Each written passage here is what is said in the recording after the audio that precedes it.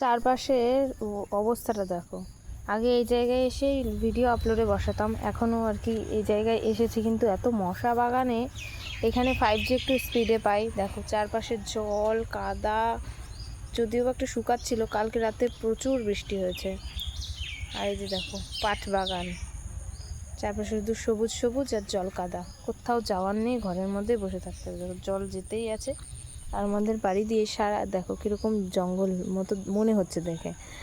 আর সারা দিন ধরে জল জল আসবে রাস্তা থেকে, রাস্তায় থাকে জল বেঁধে, আর গাড়ি টাড়ি যায়, আমাদের বাড়ি দিয়ে জল আসে রাস্তায়।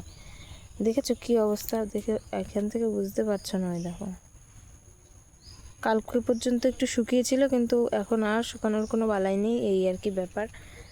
তো এইভাবেই চলে যাচ্ছে বর্ষাকাল, আর এবারে এত বৃষ্টি কি আর বলবো। তো চলো, এই মাঠ গাছপালা দেখো, পরে আবার অন্য কিছু শেয়ার করব। টাটা।